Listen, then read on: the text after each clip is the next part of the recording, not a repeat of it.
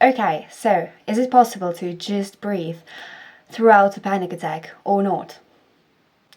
Well, it's not possible, there's no need to question that. Anyways. Hello there everybody, my name is Nels and today I'd like to explain how panic attacks feel. At least to me. Obviously it's different for everybody, just as I said on my depression video. It is different for everybody, but here is a short explanation of what it feels like to me. So my panic attack usually has 3 stages. When it kind of rises, I know that it's kind of coming.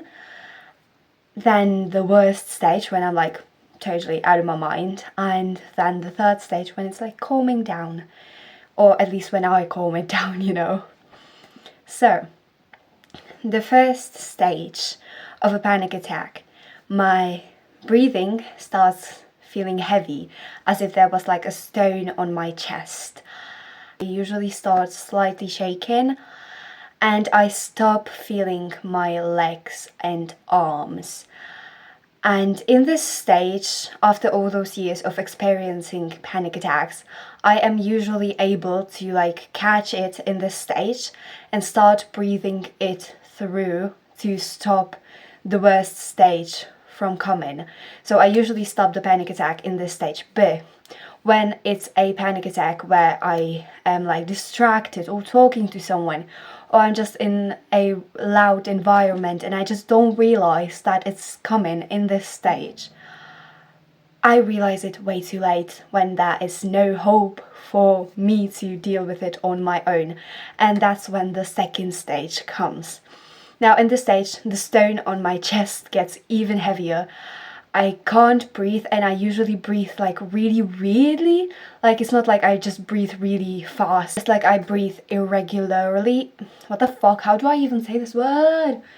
Irregularly, and I just it's I take really deep breaths and then I stop breathing, and then I breathe really fast, and then I don't breathe at all again.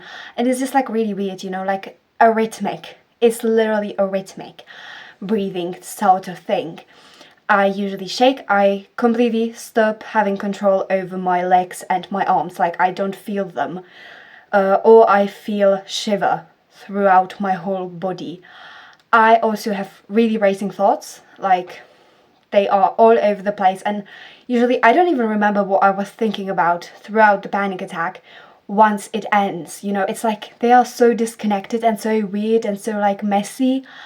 It's impossible to even describe how it feels to have those racing thoughts. And they are usually anxiety driven thoughts, aka panic driven thoughts. You know, it's a panic attack for a reason. And it usually just it's nothing. Now if I am alone in this stage, I am unable to get out of it. I am literally unable to get out of it unless I call my therapist, or there is someone who knows that I get panic attacks and know how to deal with them. My friends know how to deal with my panic attacks after all those years, you know. Now, if I don't deal with them in this stage and I am alone, they last so long until they kind of disappear on their own. But if there's someone with me, it can be dealt with quite quickly in 10 to 15 minutes. Now, after this worst stage ends, it gets to a similar state of the first stage. So again, just like the first stage, but when the panic attack is ending.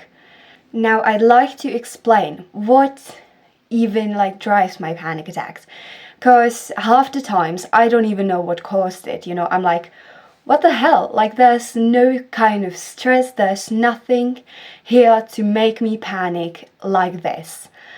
And the thing about panic attacks that my therapist told me is that sometimes they are driven with your brain connecting this situation to some situation from your past, and you don't even have to know about this connection, and it just starts a panic attack for this reason.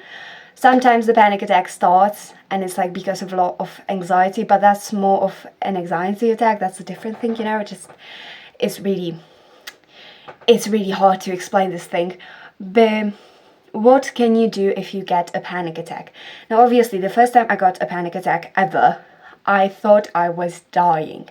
I literally thought I was dying. I thought I overdosed on something on accident or something.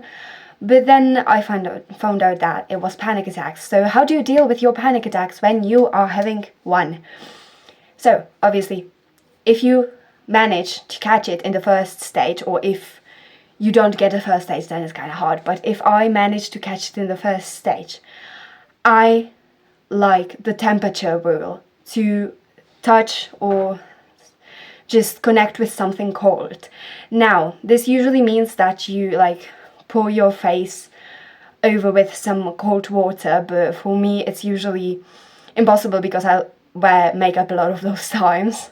So what I like to do, if there's a bathroom nearby, I usually like to sit down on this floor, which is really cold, and put my hands on the floor like this, and just like, and my feet, and like realize that my feet are cold, my hands are cold, my butt is cold because I'm sitting on the floor.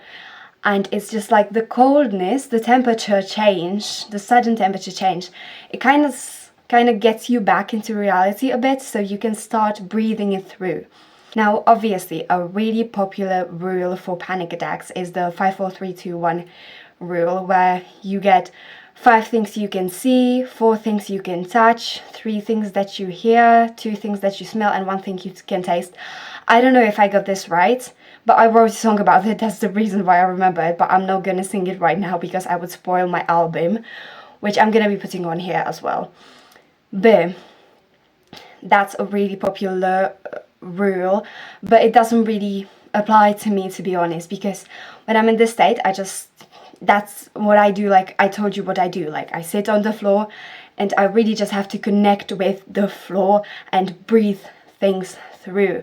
Now, if I get to the worst stage, I usually call my therapist and she helps me to breathe it out, because when someone guides you, it's way easier than to try to breathe it out on your own, which is most of the times quite impossible. So, but after years of therapy, I feel like I am able to manage half of my panic attacks on my own. So, obviously, what can I recommend for you if you get panic attacks regularly? Fuck off. I hate this word. Regularly like this, it's best to go to therapy and learn to work with them just as I did, because otherwise, if I didn't learn to work with them and how to breathe it out on my own, I would probably be stuck with an hour-long panic attacks every week, and it would be absolutely mentally draining for me. So if you have the chance to go to therapy, go to therapy, or dial some number with professionals on the line so they can help you. Obviously, first step, as I said, is in my last video about mental health, is to tell someone you are experiencing this so they can help you in some way at least. That's gonna be everything for this video. I hope it was at least a bit informational for some of you. And bye everybody, have a lovely rest of your day.